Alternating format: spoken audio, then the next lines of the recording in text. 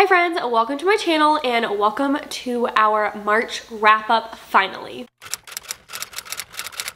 I read 8 books in the month of March. 2 of those were physical.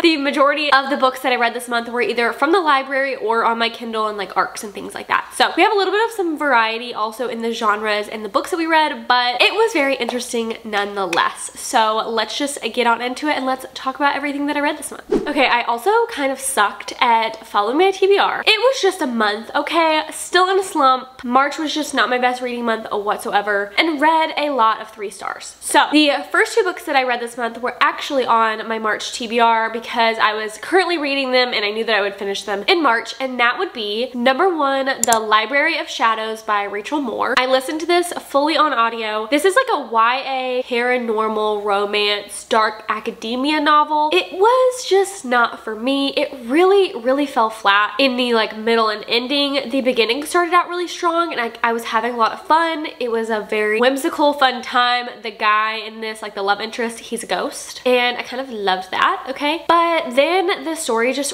really fell flat. The characters felt very two-dimensional. The plot was just very meh. I don't really feel like it was that developed, and I really wish that honestly it could have been a little bit longer, because I feel like if it was longer it would have been a little bit more developed, yada yada. It was just not for me. I gave it 3 stars. Like I said, there were aspects that I did enjoy, like the love interest being a ghost and like the setting and the dark academia moment, but just overall this was just, it was not for me, babes, okay? It was not for me. The second book that I finished in the month of March is My Lucky Charm by Courtney Walsh. I had this as an ARC on my Kindle. So I started this because I loved the first book, which is My Phony Valentine, which is like a hockey, small town, no spice, closed door romance moment. And I loved My Phony Valentine. Like I loved it. Now, My Lucky Charm, I did not like it. I gave it 3 stars. The male main character in this book, I literally can't even remember his name because he was so forgettable in my opinion, because it was supposed to be a grumpy sunshine, but this man was like mean grumpy. Like it was just like incessant. He just kept going on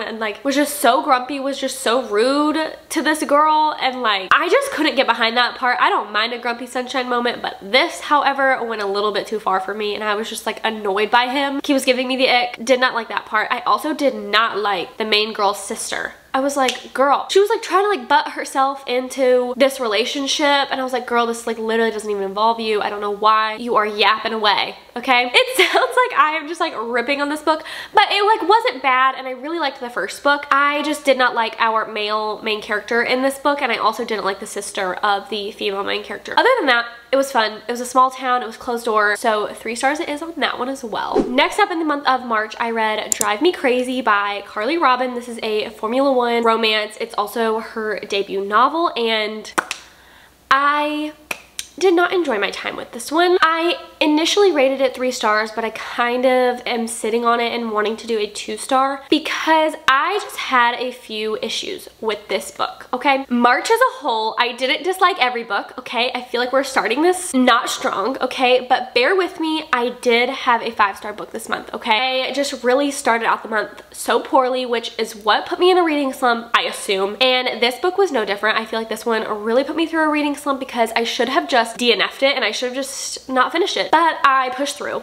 and that was probably not the right thing to do. This is a Formula 1 sports romance. We all know that I am a huge Formula 1 fan. I like an F1 romance, but this one, there were just a lot of things that I did not love in this book. Mainly our 2 main characters. First of all, don't really feel like they had any chemistry. The guy, I think his name is Blake, he was kind of like supposed to be this like playboy and like a reformed bad boy, if you will, and I just like didn't enjoy that part. I didn't really like him as a male main character. I didn't like him as a love interest. He is our Formula 1 driver, and our female main character, I think her name is Ella. She is like a sports journalist intern, I think. Maybe not an intern, but she's like a sports journalist, and Blake is like having some problems with his persona and like with his reputation online and things, and so Ella kind of steps in to try and help him reform his image and, you know, get sponsors back, whatever. Ella is like immediately like wants to jump his bones and I'm like, girl, okay, let's slow it down, okay? And that part, I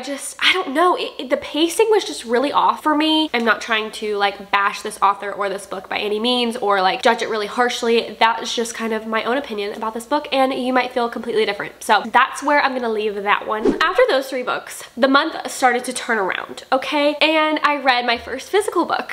That book being The Bridge Kingdom by Danielle L. Jensen. I did a vlog me reading this book. I think it was like just a weekly reading vlog that I did that included this book and like my in-depth thoughts and things like that. So you can go watch that if you want more of those in the moment reactions and in the moment thoughts. But I did really enjoy this book. I gave it 4 stars. This is a fantasy romance series. This is the first in the series. And we have Laura, who is like a lethal spy, and when she is brought up, sent to marry this king from the Bridge Kingdom because she wants to completely destroy the Bridge Kingdom because it's like a route for a bunch of different trade options. It is very like enemies to lovers, very forbidden love. They absolutely hate each other at first. She is like sworn to destroy him and wants to set out to destroy him, but then when they meet and it's like this marriage of convenience type of thing, she's like, okay, he's kind of cutie, like he's kind of cute, I kind of like him. So that is like how she reacts to things, and also that's how Aaron reacts to Laura as well. So it is so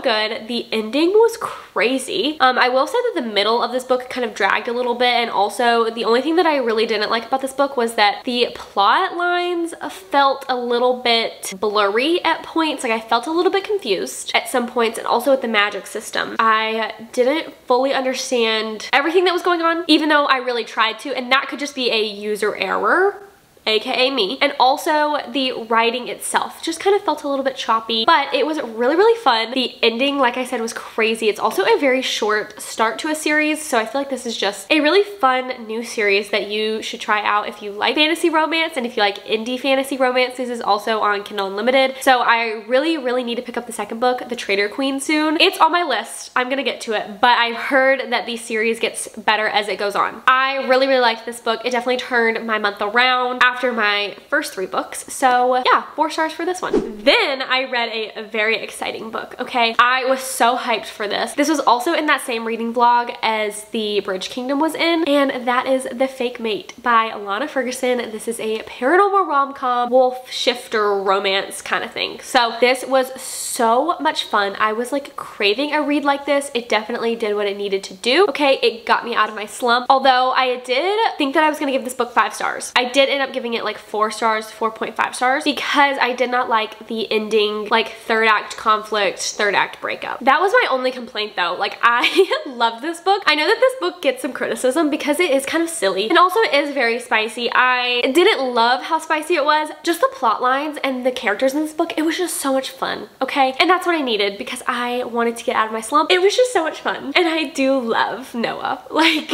Noah Taylor, love him so much. This is like a fake dating wolf shifter paranormal romance, like I said. Our 2 main characters are doctors, and they want to strike up this fake agreement to date each other for their own benefits, and then obviously they fall in love. It definitely also turned my month around because I was just having a rough one, okay? So The Bridge Kingdom and then The Fake Mate turned the month around, okay? Okay, and then I read a library book, and that is Mooncake. There's 2 authors, and I can't remember their names, but I will put it up on the screen. This is a graphic novel, and it was so sweet and endearing. I also don't know how to rate graphic novels, so I don't usually rate like graphic novels and manga, but just know that I would really recommend this book. It was so cute and wholesome and fun. It is about this like cozy witch apothecary type of store, and they end up having monster demon type of thing come into the town, and so they want to try and team up and try and get this monster guy out of there. It is just so wholesome and cozy and fun, and the art style is absolutely beautiful. Like it is so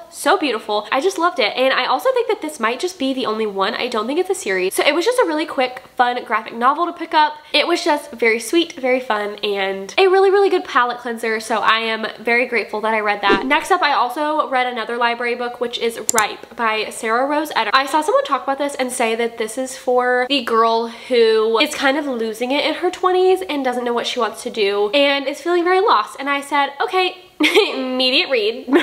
Too close to home there. And this is really about a depressed millennial girl who is forced to be in the corporate world of America. Aren't we all? Okay, aren't we all? It was okay. I really struggled to rate this book because this is definitely like a literary fiction, a weird fiction type of story. And that's not something that I read a ton, so I don't feel like I have the knowledge to say whether it was a good literary fiction or not, if that makes sense. I did enjoy my time with it though. Like, I thought it was a really interesting story, and I also thought that it was written very uniquely, and I liked that about this book. So if you really struggle with depression and that is something that is a little bit triggering for you, maybe don't read this book yet, because it was heavy, it was weird, and yeah, she's just struggling in corporate America, basically. I think that I rated this 3 stars on Goodreads. Now, do I feel like it will stay 3 stars? Probably, just because, like I said, like, I don't know how to rate it. I don't know. Did I enjoy it? Yes. Was it the best book ever? No. I enjoyed it. I gave it 3 stars, and that was the 7th book that I read in the month of March. Okay, guys. I saved the best for last, okay? This book was so unexpected for me. I randomly picked it up because I was really feeling in a romance mood. I had an arc of Savorite by Tara DeWitt. Oh my gosh. If you follow me on my Bookstagram, you will know that I haven't shut up about this book. It was so fantastic. This book was 5 stars. It was my only 5-star of the month. And you know what? She deserved it all, okay? This was my first Tara DeWitt book. I will absolutely be reading anything that she writes. This was so much fun, you guys. Like, I can't get over it. It was just... we have Fisher, who is a hot chef, okay? And I feel that there needs to be no more convincing. Other than that, hot chef should be enough, okay? But if that's not enough for you, this setting in this book is absolutely incredible. This book comes out May 21st. If I didn't already say that. The setting in this book is so like summer camp vibes. Even though they're not at a summer camp, there is a lot of like canoeing involved, and it's set in a small town. It's super summery. It's just so much fun. Fisher and Sage are going through a lot, okay? They are like really figuring out what to do. Fisher is experiencing some career burnout. He moves to this small town because he was fired from his chef job, and he is just really trying to get back on track. And so he is experiencing a lot of burnout and a lot of feeling lost. Same with Sage. Sage is also kind of feeling this lost sense of self, and it was fantastic. Okay, it comes out, like I said, May 21st. I better see every single one of you picking up this book and reading it, because it is the quintessential summer romance. It was so much fun. It was hilarious. It was sweet. It was deep. It dealt with a lot, but it was lighthearted at the same time. Like, Tara just did a great job handling some of these topics with such care, and also developing Fisher and Sage. I love them together, okay? Fisher is so sweet. He's such a sweet man, okay? He's like a golden retriever, and we love him. And also, it's not single parent, but it's single guardian, because Fisher is a guardian for his niece. 5 out of 5 stars. What a way to end the month. I finished it on the last day of March, and that's exactly what I needed, okay, to round out this very weird month, okay? I needed the 5-star. I needed the win. Alrighty, so those are the 8 books that I read in the month of March. Sorry that this was so weird and a little bit all over the place, okay? But that's kind of how it was feeling like in my head for the entire month of March, okay? It was feeling weird up here, but I am so hopeful for April. I am so excited for the books that are on my TBR, which I will also link that video because I just posted my April TBR video, so go watch that if you want to see what's kind of on the agenda for the month of April. Also, let me know down below if you have read any of these books that I read in the month of March, and also what was your favorite book in the month of March? I'm very curious because I always like to add stuff to my TBR. So with all that being said, I do hope that you enjoyed today's video. My Goodreads and Instagram will be linked down below as always, so we can go be friends. I hope that I will see you guys in the next video, and I do hope that you enjoyed today's video. So I will see you in the next one. Okay, bye.